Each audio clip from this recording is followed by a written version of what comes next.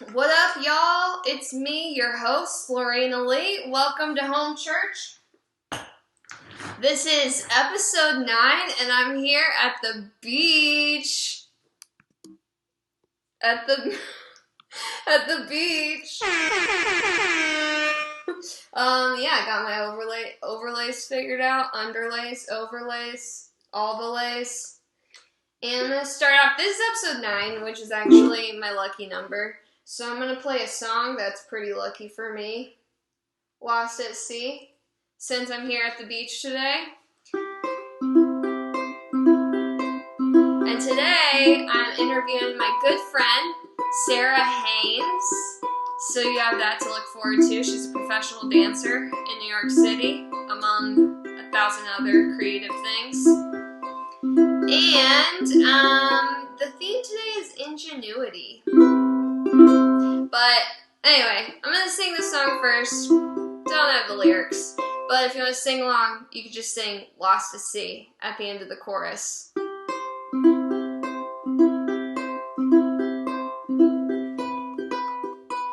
I guess I like to preface this song with, I wrote it in a time of my life when I was really figuring out, how much I like to be alone.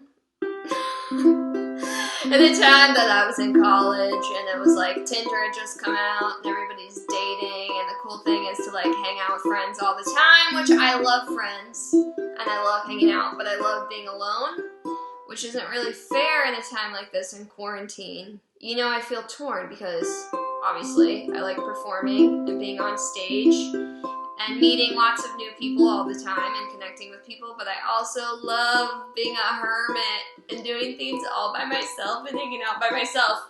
So that was kind of something I didn't really discover about myself till I was living in New York, which is a great place to be alone because you can feel very lonely there. And I was going out to Rockaway Beach and learning to surf, I was commuting from the city all the time, going out there, and I guess that's what really drew me to surfing. And I had never had the opportunity to do it before because I grew up in Texas, landlocked. But as I started learning that, I was like, this is an activity I love doing by myself. I feel like most myself. And yeah, then I wrote this song, so here it is. I don't wanna hurt you, feel the source of your pain.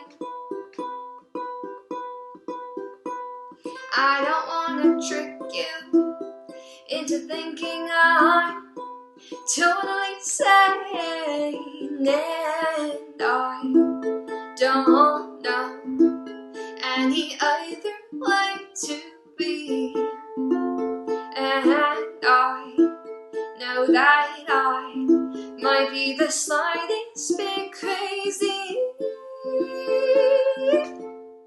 lost at sea. I don't wanna be there to watch you fall. Don't wanna be the reason you can't stand tall. And I can't afford to care for anyone else but me. And I won't allow feelings to bubble up and proceed. I'm just lost at sea. And there's no anticipating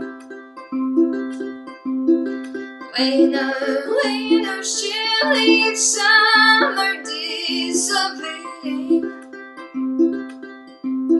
Whoa, lost in love or lost in life. Even when water's cold as ice, it's there. Steady as can be. Waves as far as I can see.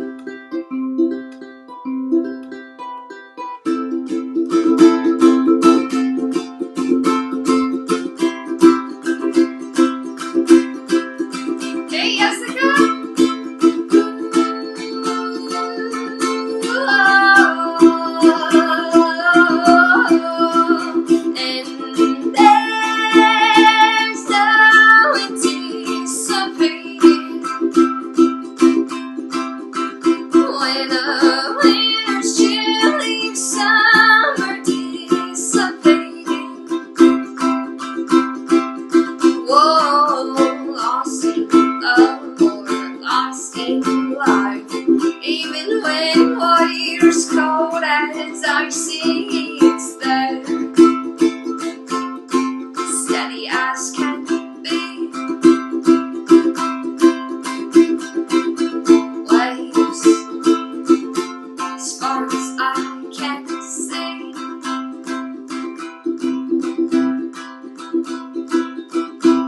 No, I don't wanna hurt you or be the source of your pain.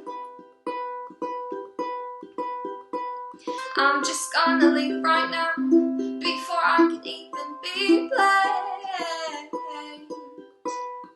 And I don't know any other way to be all by myself.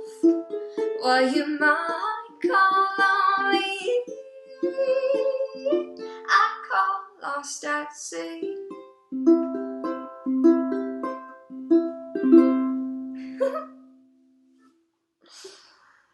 That's Lost at Sea. Yeah, I wrote that song a while ago. It's on my album Water Theory, if anybody is interested, which is on Spotify and iTunes and all that good stuff. This is episode 9. Thanks for tuning in. Happy to see anyone who's watching. Happy to feel you virtually with your vibes here. Give me a comment if you're hanging out so I know who's in there, because I can't see. It doesn't show me who logs in. So if you're here, anyway, I'm happy that you're here. Thanks for being here. So today's theme is ingenuity. And before I get into that, just want to give a quick shout out to my sponsor here, Fort Worth, for backing up all the Fort Worth, Texas, Dallas-Fort Worth bands. And they have paid for me to do this here, which is awesome. They were sponsoring my tour and it turned into this live stream. So I'm so grateful to them for helping me out. Home Church, we're here. Change the time. Still kind of figuring out like the time. As you can see, I just added this background, which is took all my technological energy. So I don't have a lot of overlays for today because I just have this one strong underlay because we're at the beach. Yeah. So anyway, I have Sarah Badham, one of my best friends. She's amazing, amazing woman. She lives in New York City with her husband, and she's originally from Toronto, Canada. We went to school together at Pace University, and we both were studying dance there, and she went on to be a professional dancer after that, and she is also a Pilates instructor, a podcast host of a dance podcast, a makeup guru, among many, just so many talents. She's so creative. She's so thoughtful. She's one of my favorite people to talk to about like film, new music. She's such a cool, creative person. So I'm excited to bring her on. And since I was bringing her on, I decided like, yeah, I'm just going to make the theme Ingenuity, because when I look up Ingenuity on the Google, which I did earlier, but I'm just going to pull it back up here. What does ingenuity mean? Let's see. It's the quality of being clever, original, and inventive. And I thought about this, like, basically, like, pretty much, it's difficult to live in New York City without having ingenuity. So I think almost every person that I know there, I would say, is like just an ingenious person, because you have to survive and thrive. You have a million jobs, a million skill sets. If you don't know what you're going to do, you figure it out. And I think that's a lot about what it takes, ingenuity. So I think that's an important theme right now, because, I mean, still, it's like, what a roller coaster this whole quarantine pandemic experience has been. I know for me, there have been such highs, such lows of like, I'm being productive. But then I saw a meme the other day of like, productivity pre-pandemic was a whole different type. That was a whole different world than we're in now. And so figuring out that and how that, like, to process everything in your brain, and then also figuring out ingenious ways of like, how are we going to make money? How are we going to keep going? How are we going to keep my spirits up? So I think that that's it's a good quality to have right now. But it's also, I think, ingenuity is not just something that you have. I believe it's a skill set and a muscle that you work by just pushing yourself out of your comfort zone time and time again. And so I'm really excited to bring Sarah on. We're just going to talk about that and all of her talents and skills and how to stay being a ingenious person during this time of quarantine. 2K20. Oh, hold on, Sarah, you're not live on the screen yet. Here we go. And she's on! It's Sarah Haynes, like the underwear. Hey. Hello. How are you doing? Doing good. Happy to be here. What's excited? Is your husband there right now? Is he? Yeah, Craig. No, he's off today. He's watching TV in the other room, and we're having pizza night tonight. Nice. Yeah, you actually recommended. I forgot on the. What's the latest thing you're doing to that you hope to keep post quarantine? And what did yours say? Oh, game night, date night. Game night, yeah. Date night. So our date nights are typically that we would go out to eat a dinner and then go to our favorite bar and drink. But because we can't do that, we love board games anyways, but we've actually gotten to play a board game we got at Christmas that we hadn't gotten to play yet, or we only played a couple times. And so that's been kind of our night. And they've been some of the most fun nights of us just sitting around drinking a fair bit and playing a game. And listening to music and basically acting like we were at a bar where we're just listening to music and chatting, but we're in our home. Yeah. Aw, I love that. I meant to ask you about that. Are y'all doing puzzles, games, or a mixture? We got this game called Carcassonne. I'm always going to say it wrong. Carcassonne for Christmas. And it's supposed to be one of the best games to play with two people.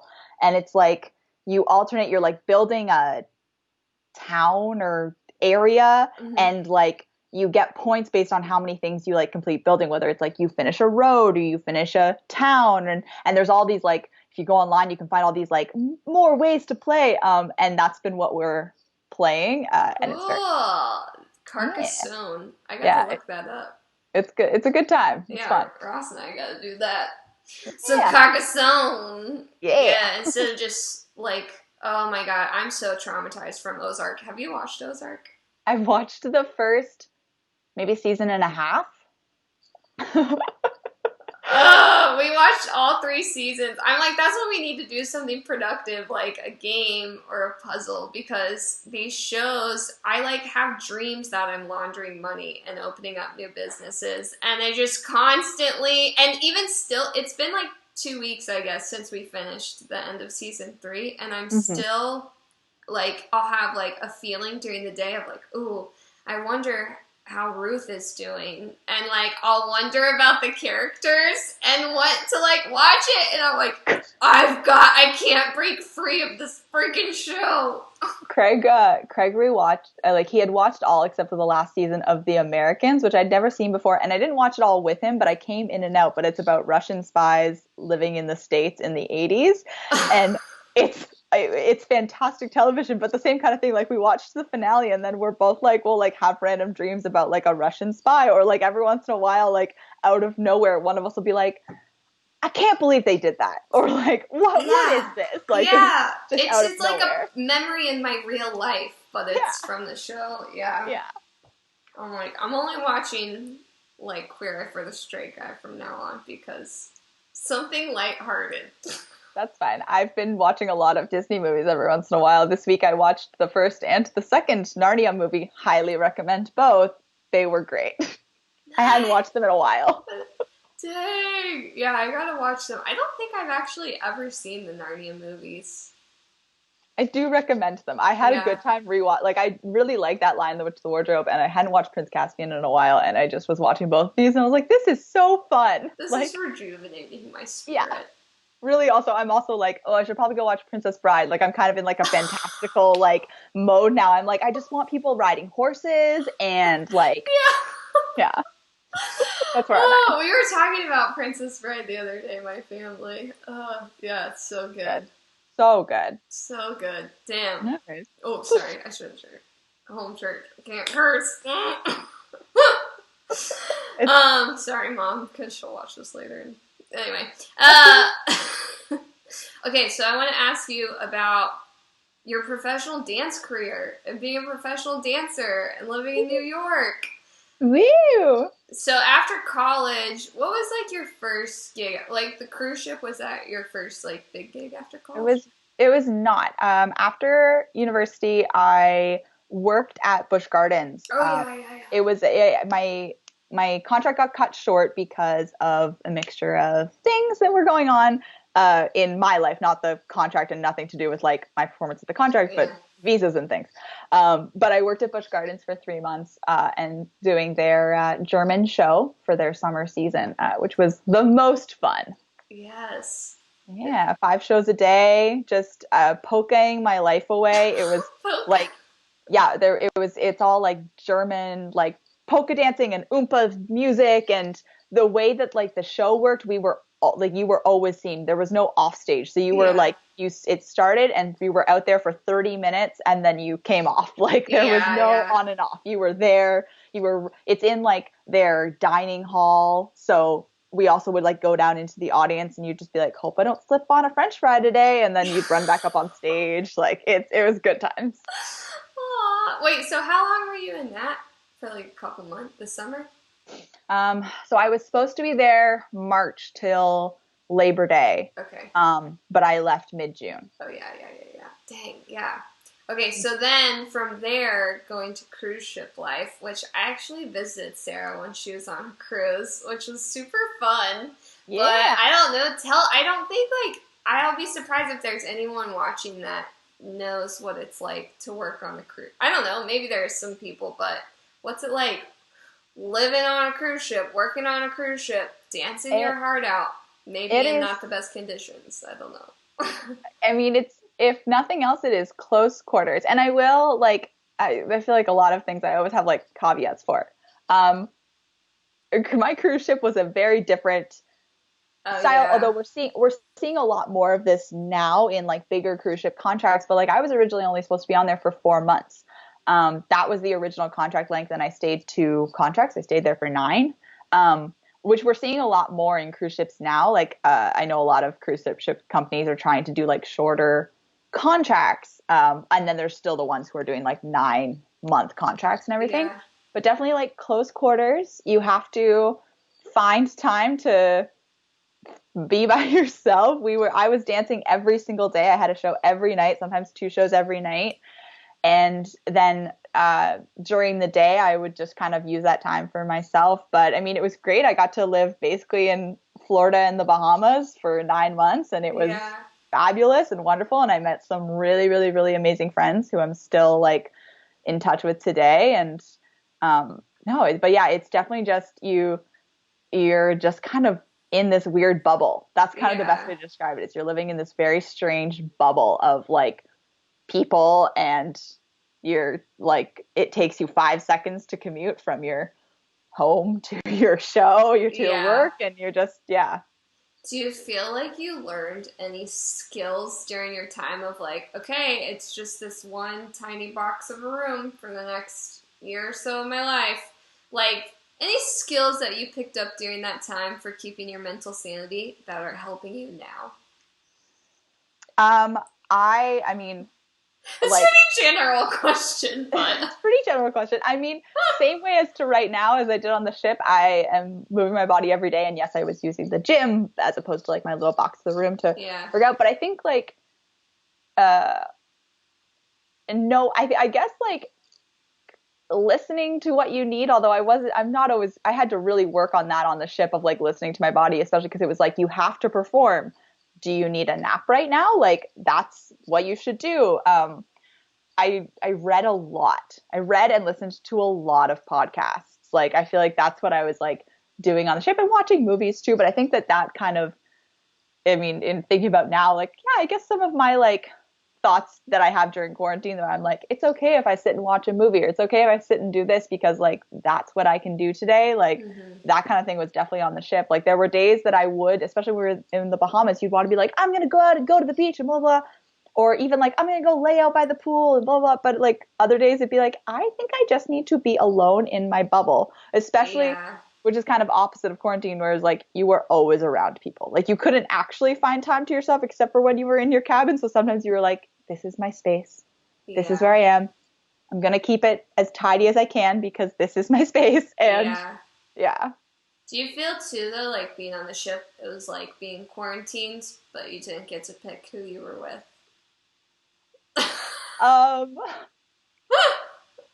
I want to say not really. Yeah, it's totally different. Like totally different. Also because I really loved my cast. Like Yeah, I yeah. really, really loved the people I was with. Like I just, you were just, it was like a part of, I don't know. It's so funny. I'm like, oh, it's just so funny to be like, yeah, like I just, especially in my second contract, I feel like we're like, oh, we're gonna like, oh, we're all gonna try this weird health thing that we've just figured out. Or, oh, we're gonna do like, it was just like, oh, like I You really had liked people everyone to else. do it. Yeah, yeah. I feel like that happens too. Like with most shows, it's like there's so much bonding that happens. So whoever you work with in shows becomes like family, like whether you like it or not.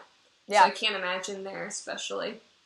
yeah, no, and you really like, they're the people that you're working with, but they're also the people you're living with. So it's like if you have a roommate that you're also working with and you just can't get away from.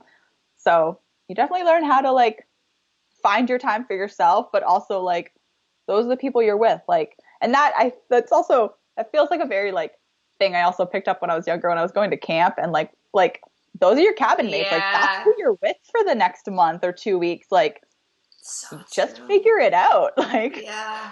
just, it's nothing's worth it. It's not worth Summer the camp, investment oh, it's the best foundation of for literally everything. everything in life. Yeah, everything. I learned all my first cool, like, show 'em off at the spring fling dance moves at summer camp. And I would come back to school and be like, you ready, you guys?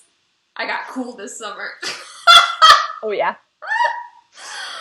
Dang. And just like, yeah, that's so true. Living with people. Like at your summer camps, would y'all have like chores every day and it like rotated and stuff? Like everything.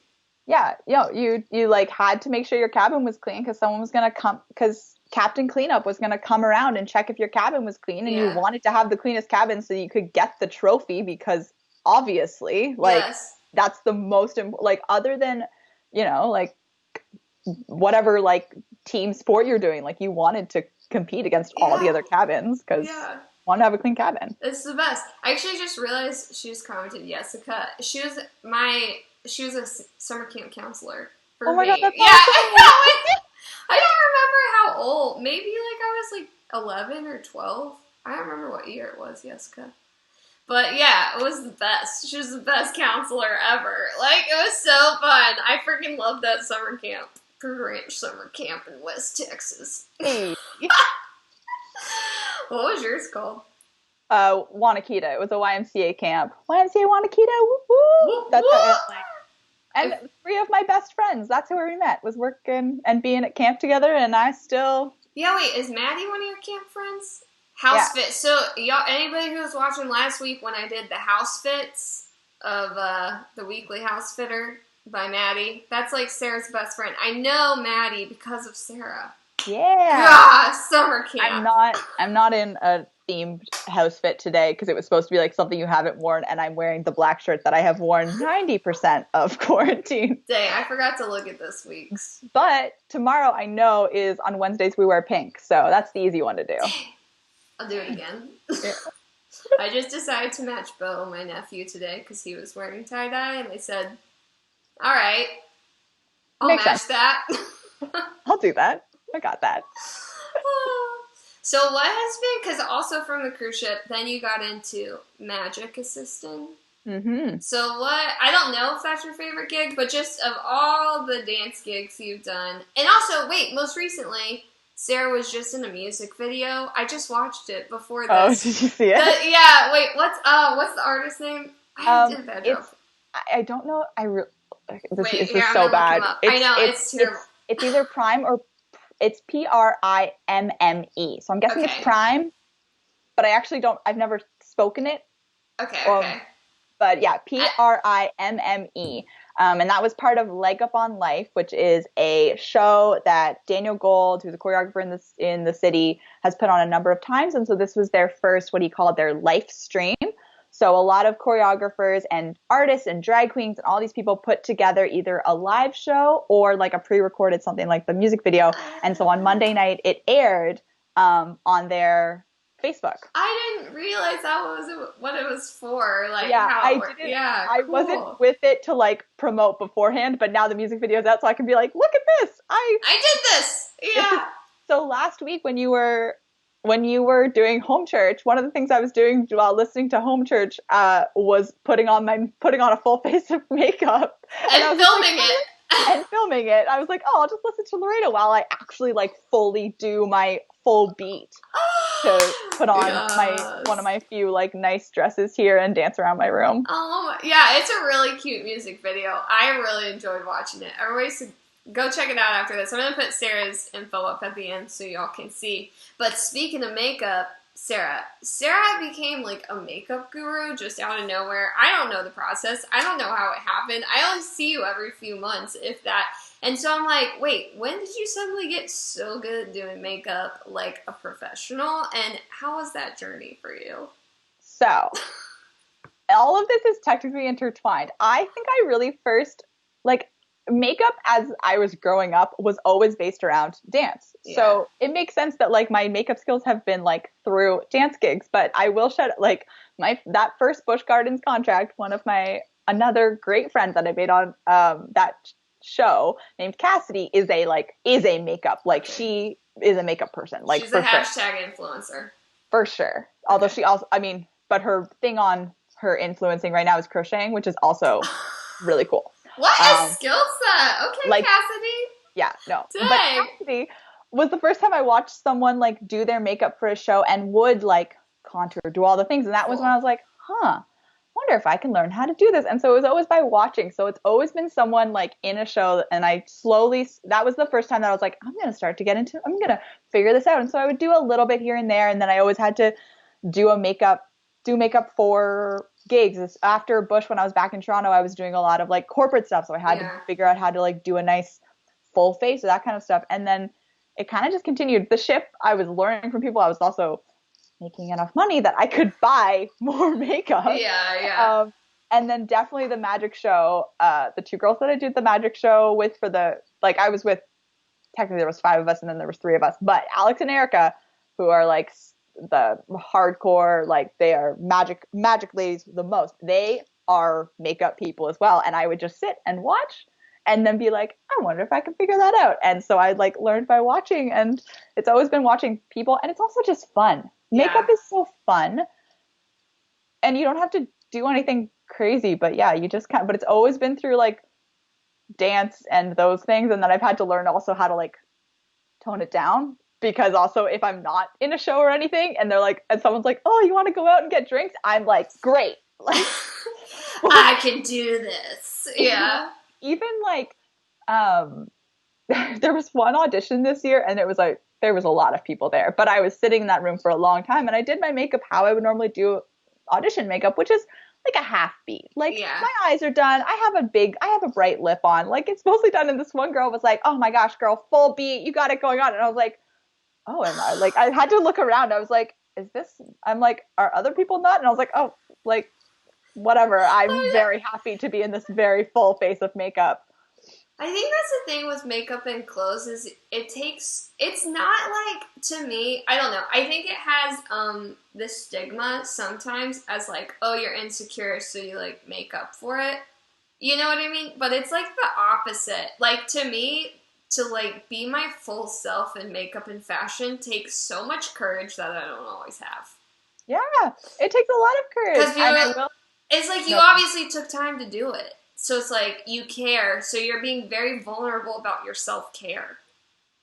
Yeah, you're just being very outwardly like, and it's such a like confidence move of like, I'm going to rock a bright lip today. That's just what I need to feel confident. And like, why not? Yes. And I will also say the other thing that got me on a big makeup kick was I started listening to a podcast called Natch Butte, which is hosted by it's a great podcast. Yeah, which Nice. is is hosted by Jackie Michelle Johnson, still going on, and she was like, oh my gosh, I bet I could rip off like her entire how she introduces herself, but she's like this girl in LA, and she's not like an influencer necessarily, but she started just doing a podcast about makeup and self care. So I picked up so many things, and I'm like in her Facebook podcast group because people are always posting like, how do you deal with this skincare and like what do you do there? But I picked up so many things from listening to that, not necessarily like tutorial wise, but also just like these are some products that people use. That's how I found the toner I use. That's how I found a lot of things. Like it was just through listening to that. Wait, okay, I am curious. To ask you about your makeup routine before I do. Whitney commented, no, makeup is an art form. It's therapeutic, and I say if it makes you happy, then it's a must. And I totally agree. Yeah, Whitney. Yeah, Whitney. Wait. Oh no, my sound effects. I don't know why it's not working. Thank you. Thank you. Thank you. But yeah, I agree. I would say, like, just to my comment earlier, I feel like it's more the judgment from men. Like, I feel like girls are so more accepting of, like, ooh, that makeup. But then, like, some guys are into it, but then sometimes I feel like guys will, like, say something that are, like, I'm like, okay, your opinion means nothing if you don't do makeup. Like, I don't know. Your opinion means absolutely nothing if you also aren't going home and like putting on like who cares? Like Yeah. it's like one of those things like it's not for you. Yeah. So it doesn't really matter. Yes. And like and I guess what you're saying, like people will be like, oh, you put on so much makeup, it's for everyone else. And you're like, in a way, maybe, but it's also kind of for myself because I genuinely enjoyed putting on this very complicated eyeshadow that took me so long. And here I go. Yeah. And I think it's just like, how many things you got are like, I should say, like, straight men that don't wear makeup. I should, not just men. But, like, that they do, that would be really, like, toxic if I were like, oh, he's just doing that to get my attention. Like, what a weird thought process. And obviously not all straight men do it, but I feel I do get, I don't know, it's like, obviously I put myself out there a lot with shows, but men then are like, oh, well, I have liberty to comment on your appearance. And I'm just like, oh, let me just live my life however I want. Craig, my husband, grew out a mustache in the fall. Mm-hmm. And he's doing it again right now. And I feel like that is the closest thing you'll have to like someone commenting on their like face appearance because people love to comment on his mustache, which oh my gosh, she's going to love me for this. I'm going on record on Facebook Live to say it looks really good. Because he doesn't always believe me. Mustache rocker. He is a good mustache rocker.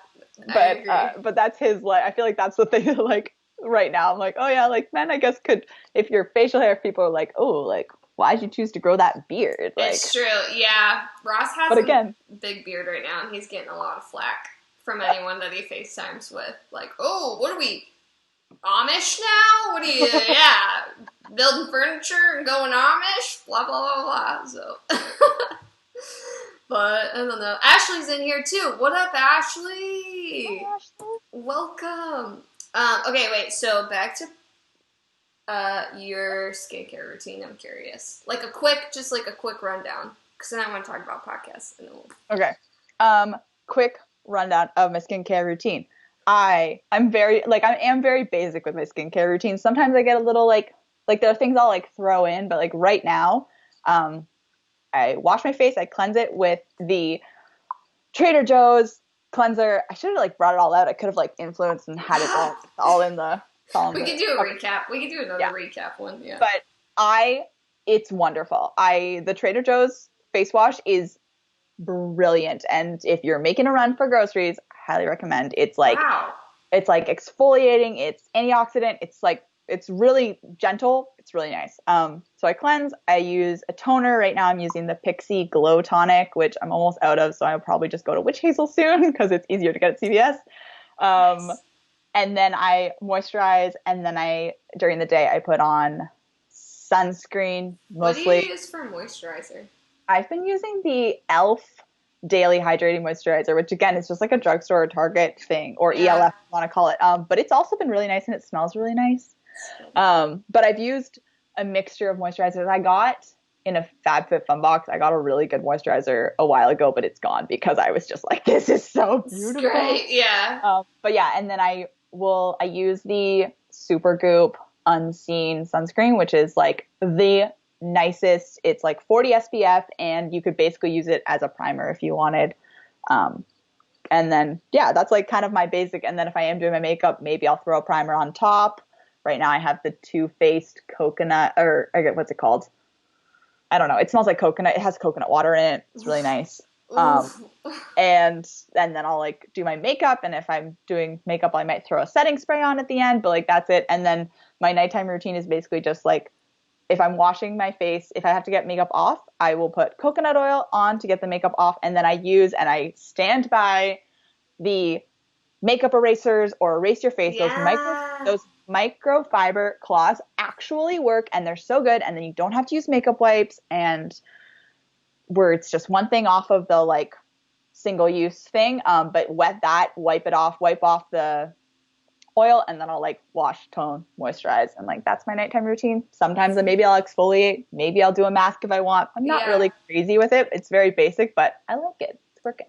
Dang. Yeah, I've been really interested because I always used Proactive growing up and into like right now, and I've like read so many forums, like, is it good for you, is it bad for you? Really, I probably just need to go see a dermatologist and see what they say. But I feel like, I was like, oh, I'm going to start doing the oil cleanse method, but I haven't been able to commit to it, even trying it yet, because I'm like, I'm not ready for my face to freak out.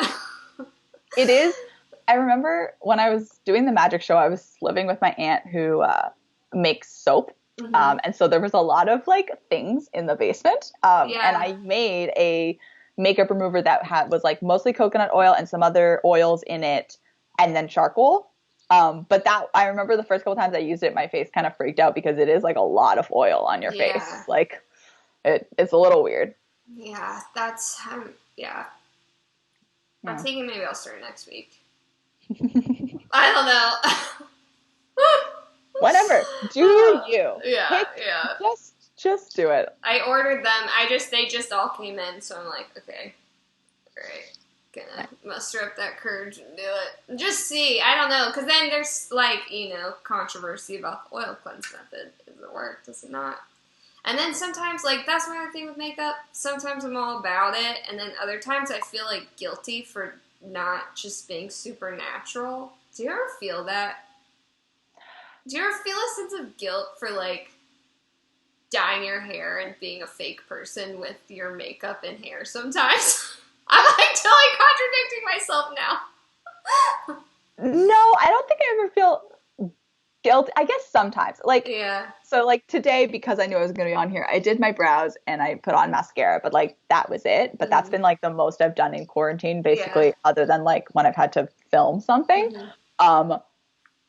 But even then, every once in a while, I'm like, oh, like, I shouldn't even feel the need to do my brows. Like, I should just be happy being natural. And so I guess a little bit there. But then I always feel like it's like putting on a clean outfit. It's like doing something you're just like, I feel good. Like, I can take on the world because my brows look good. Like, yeah, I agree. It's like I flip-flop in my brain between wanting to be, like, full crunchy granola, just, like, rolling around in the sand to exfoliate myself, or I'm like, no, we're gonna do a music video and I'm gonna be full face, sparkles, lights, camera, action, wig. Like, it should be both. There should be, you shouldn't have to be only one way or only the other way, because sometimes you do need to be in like full face sparkles, and at other times you're like, this is who I am, this is me natural, like take it or leave it, whatever. This is me.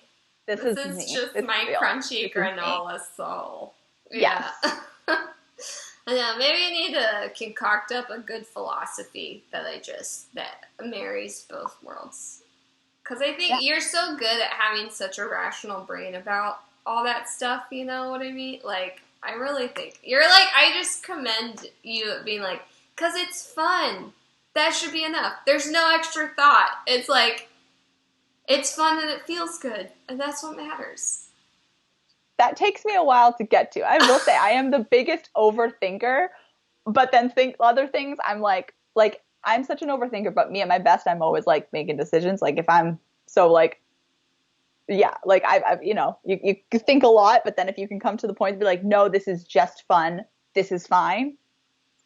But then you're there. Good times. It's good. Okay, yeah. Dang, I could talk to you forever. I just I have know. one more question about that I think people would be interested about your podcast. So Sarah did a podcast for how many years? Like 2, 3? We. Who's we? Who Your is team. Your we? team. Nobody needs to know. Same with me. It's my team. Nobody knows. I'm not reading my Instagram DMs because somebody else runs it. That's not true. True. I started Studio Small Talk, which was my podcast, still exists, still out there, Studio Small Talk. It was fall of 2017. I think my first episode was in November 2017. And then about a year and then a couple months, but there were big hiatuses. Mm-hmm. I had a couple times, or a few times more recently, the most recent episodes, that people who knew I was doing it would reach out because they wanted to promote something, and I would be like, yeah, I'll do a one-off, and like, but yeah, so like a year and a bit, probably. And like, what all, like, creating that, it's a really cool podcast. If there's anyone that's super, not even dance-oriented, but if you're just interested in the life of a dancer, theater person, like, what it takes to survive in New York. You interview a lot of people that are based in New York, but also in Toronto and LA. Like, I mean, just really, there's so many cool people that you've interviewed. And I think a lot of people, not a lot of people, but unless you're like in whatever industry you're in, you just don't know about it typically. And I think too, especially with like theater and the arts, there's a lot of like behind the scenes, like media, promotional video stuff that isn't really like accurate. You know, like they tend to glamorize things with the publicity of music industry, whatever. Same with dance and things like that. But I think there's so much hardship that, I know it's an art form, but it is. It's freaking hard. And I think your podcast is so good. You like really go through with people of what are their trials and tribulations to get where they are, what have been the highs and the lows, and it's so good. Everyone should go check it out if you are interested in that and learning about people's journeys. There's like 40-something episodes. It's on Apple Podcasts, it's on Spotify, it's on Stitcher, and yeah, no, it was really, it was fun. It was very fun to do, and I really enjoyed doing it. I love getting to talk to people, and like, for me, it was always like therapy because I got to like listen to someone, but then I always think it was really interesting to like have them share their life and their story and everything. And what, like, when you were like what first gave you the idea to do it? Honestly, I just love podcasts, and I was like, I could do that. Yeah. I think that was really it. I listened to a ton of podcasts. I really enjoy them. I love hearing people speak and have conversations. And there are a bunch of dance podcasts, and there's a lot of very good dance podcasts. But I was kind of just like, maybe I could do that. Like, yeah. And why not? Like, and that was kind of it. And it was at a time that I had a fair bit of time and desire to create and do things, and just wanted to connect. I mean, weirdly enough, like it's not similar to quarantine. It was not. I was not quarantined. Yeah. I was living in Niagara wine country. I was doing the magic show. I was working a retail job. I was playing with the dog. And it was just kind of like a nice time for me it gave me an opportunity to call people that I hadn't spoken to in a while, or maybe interview people that I'd always looked up to. Like, it gave me an opportunity to just like reach out and talk to people and and it was all just like, and it was another thing to figure out too. It was fun to like learn something new, because you can get so stuck in like doing the same thing over and over again. It was fun to like have the day that my whole episode got deleted for no reason, or like you have to figure out how to work Zoom or Skype, but also record and and then listening to people who I like really great friends, or again, people that I looked up to, like, yeah, it was just kind of like I wanted to talk to people, and why not? Yeah. Like, it is so easy to make a podcast, and that's why so many people do it. But like, you just have to want to do it. Yeah, I think it's so, like, what you said there when you said I had the desire to create. I think that's such a,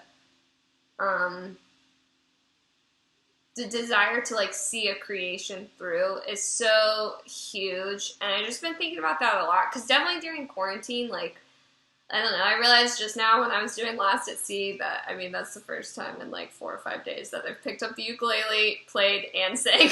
And I've really only done it because I keep doing it because of home church, which is sad, but it's, like, weird because 3 years ago I had a lot of desire to do that all the time, but now, like, my creational desires have shifted a little bit, and it's, like, how to flow with that and, like, keeping going or figuring out, like, what is the desire to create without being, like, negative that it's different than what it used to be. Like, I feel like you've done so many things as an artist. Like, how do you process that process of, like, this is a new thing, a new desire, I'm gonna go with it. And then when do you say, like, okay, cool, now I'm using those skills into a different desire, but it's different now. I don't know. I don't think I ever processed that well. Like, as you just said that, I'm like, well, I've had a lot of guilt and overthinking and things about the fact that the podcast kind of shifted, and that was because I was at a point in my life that I might not have been able to put the focus in. In having the podcast, I changed countries, I got married, I got back into I dealt with not being able to work for a couple months. I dealt with, like, all of these things, getting back into the New York dance scene, trying to figure it all out. And that's where it kind of fell to the wayside because I was just had focus. And so I've had a lot of guilt about it falling off track, and I'm happy that it still exists. But I do think, like, when I do sit down and think about all the good that came out of it, and at the time it was the right thing to do because I was doing the same show multiple times a week, because I was working at a little shop in a tourist town selling people olive oil and vinegar, and, like, that is not the most fulfilling thing, but getting to talk to friends and I really like talking to people. I like hearing what they have to say, and I like having the conversation.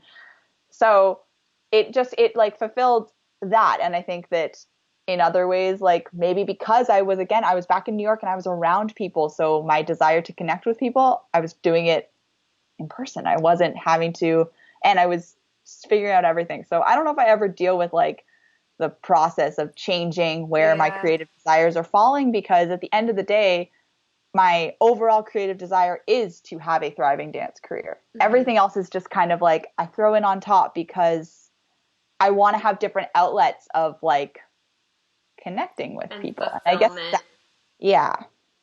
like, if you're not getting all your creative fulfillment through, well, which I think nobody ever will, solely through their job, like, so you're figuring out the other supplemental creative fulfillment things, sort of. I mean, like, supplemental income or, like, supplemental creativity, supplemental motivation.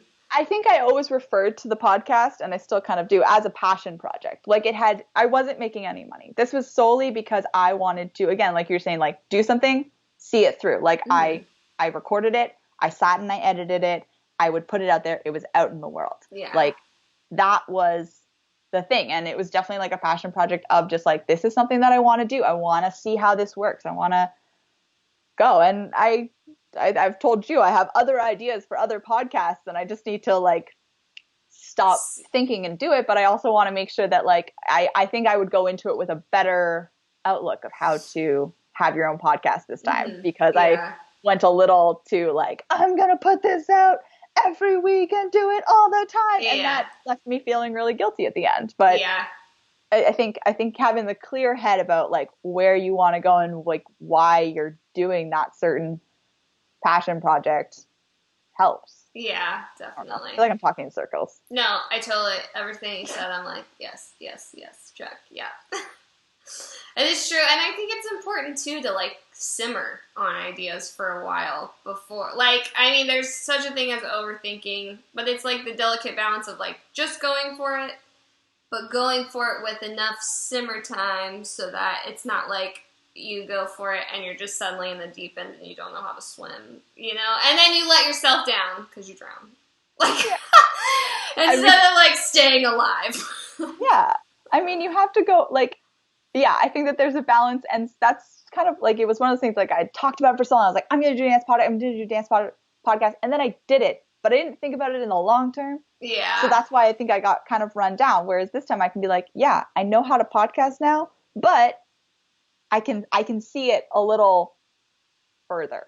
And I think, too, because you were, like, there, like you said, like, the challenge, there were so many learning obstacles that you were, like, dealing with. Like, I remember when you texted me, like, hey, I think I'm doing a podcast. What mic should I get? And I was like, I don't totally know. Like, I don't know what kind of setup you want or, like, how portable. I don't know. And it's just, I think, like, you figured all that stuff out, you know, yourself, which is not easy, but you did that, but now it's like all that technical extra brain space can be used for the, like, planning and the content side, which is super cool. I'm excited to see whatever podcast comes next. We'll if see. There is one, there's no if pressure. There is one, there's no pressure. Nothing has to happen. All. Yeah, it doesn't matter. Nothing matters. We're in a pandemic. Yeah. But yeah. This matters. Just this home church matters a lot. Friendship matters. Love. That's what this was. Human love. Yeah. Okay, so wait, last plug. So check out Sarah. This is her info. I have to say, Sarah actually dance captained. I thought about this earlier, and then I forgot. I was going to show a clip. Maybe I'll do it on Thursday. Here's her contact. If you want to follow her on Instagram, Sarah M. Haynes _ or www.sarahbowden.com for all that stuff. Sarah actually dance captained my very first music video I ever made, which, you do remember that with the girls on the roof at Pace? Which, yeah. And then she also dance captained / choreographed my music video for Take It Slow that I'm currently editing.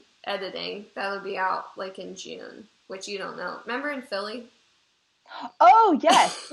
I was like, when was this? Yeah, in Philly. Surprised. I remember in your dreams when you telepathically choreographed me. Yes, in Philly. Yeah. Forgot. So Sarah came down, and that's going to be really cool. And so I can't wait. I'll bring Sarah on maybe once I release that. And also in the comments is Whitney, everyone who sees Whitney commenting, who choreographed Tired to the Bone, which is coming out May 15th. But I'm going to talk more about that on Thursday. I wasn't planning to talk about it till Thursday, but since Whitney's in the comments, I really get excited for that. It's going to be amazing. But I'll talk about that more Thursday. Check out Sarah. Here's her information one more time. I'll also put it in the description. Thanks for coming on. You're the absolute best. I love you so much. Oh, you too. It's so fun to chat with you. I really appreciate it. I hope you and Craig have an awesome day off for him and date night tonight. Oh, last thing. Sarah also is an amazing Pilates instructor. I took her class last week. You got it. She's doing free Zoom Pilates classes. So if you want to take any of those, you can follow her on Instagram for the updates of when classes are. She has one. The next one's tomorrow, right? Yeah, tomorrow at 5 o'clock, and it's going to be more. Tomorrow is going to be more like standing, and we're going to be doing some sliding kind of stuff. Like if you've ever done standing reformer, we're going to try and makeshift that at home. Nice. Hell yeah. All right. Well, thank you so much. Everyone give a virtual round of applause for Sarah Haynes. You're the best. I'll see you later. Love you lots. Thank you. Love you. Have a great day. Bye. Oh, yeah. There we go. All right. That was Sarah Haynes. Like the underwear. High quality stuff. Today, all right, we're going to do here a quick thoughts and prayers. And it's like thoughts and prayers. I thought we would just kind of, I'm doing more general, but I feel that creativity and motivation is what I'm just praying for, because it really TikToks and limbos for me to stay creative and motivated to see those creations through. And I'll put them up next week too, but I saw some tweets from this positive psychologist that's like, why aren't you feeling motivated, blah, blah, blah, because, you know, there's some instinctual fight or flight going on right now inside of us that's like, okay, we're all globally thinking of the same thing, like, is the world over? What will life be like after this? I don't know. So, and that's totally natural because it's in your DNA to process it in a way that maybe is like giving up in your current situation. So I'm just going to pray for like acceptance of that, and also to work through that process, to not lose our creativity and motivation to just live our best lives despite what's going on. So we're going to do this quick. My mic stands. It's like just can't keep up, can it? Yeah. All right. So, dear God, thank you so much for this time bringing us together, that you're protecting Sarah and all the people who are in New York City. Watch over them, keep them safe, keep them healthy. I pray for all of us that we have motivation to be creative, to be full of love, to be our best selves during this time, that we'll just accept our situations, but keep our hope and faith that everything is going to be more awesome than we could have ever dreamed in the time to come. Thank you for our health. Thank you for our safety. I pray for everyone on the front lines fighting this thing, and that you'll just embrace us and keep our hearts and minds and eyes and ears open for goodness and hope. Amen.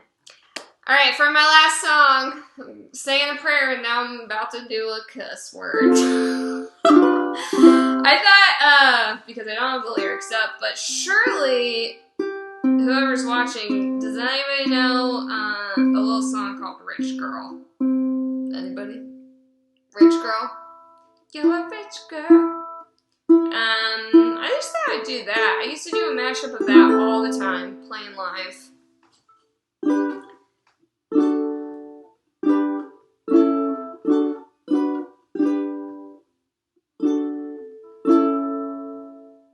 But I forgot the chords just now. You're a rich girl, and you're going to.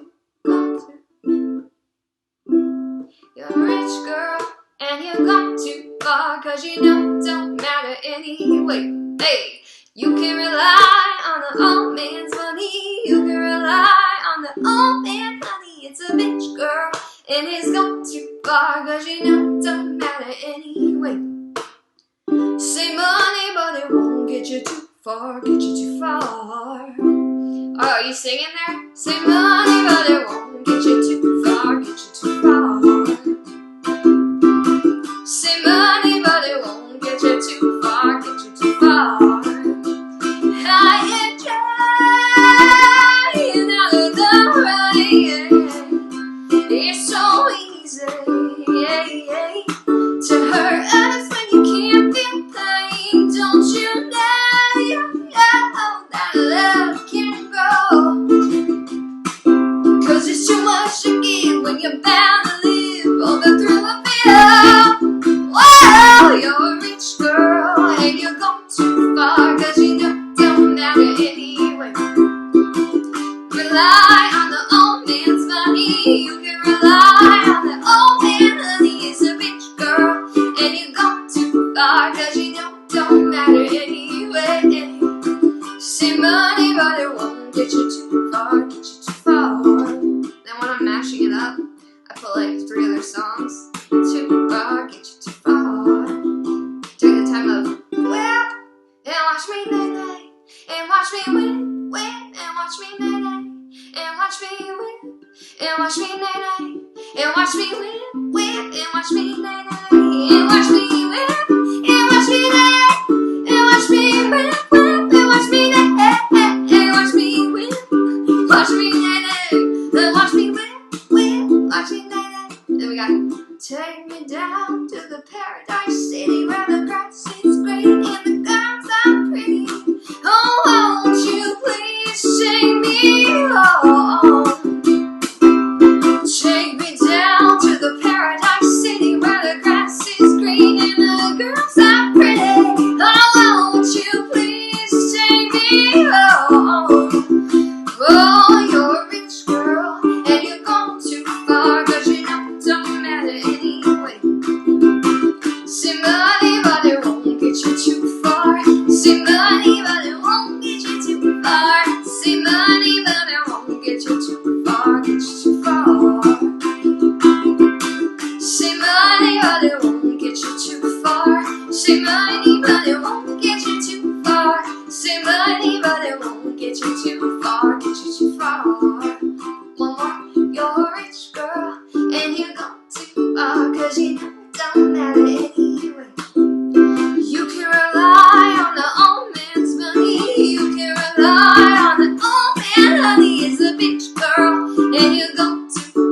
but you know it don't matter anyway. Say money, but it won't get you too far. Say money, but it won't get you too far. Say money, but it won't get you too far. Get you too far. Say money, but it won't get you too far. Say money, but it won't get you too far. Say money, but it won't get you too far. Get you too far. You're a rich guy.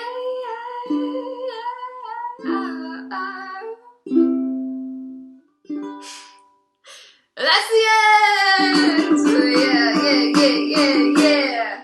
Thank y'all all for tuning in for today's Tuesday edition of Home Church.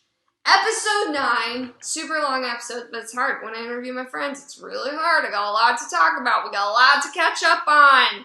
So I appreciate you tuning in and being here, living your best life. May you be creative. May you be motivated just to live and love. Thanks for being here. I'll be here again on Thursday, 2 p.m. Central Time, with a special guest, Taylor Searing from Rockaway Beach. He's in the FDNY, and he's an amazing musician and man, all around the best. He's going to be playing a tune, a song, and we'll just be talking about his surf/work/family man life. So I hope y'all tune in. Have a great Tuesday and a great hump day tomorrow. All right, that's it for Home Church. That's it. Bye.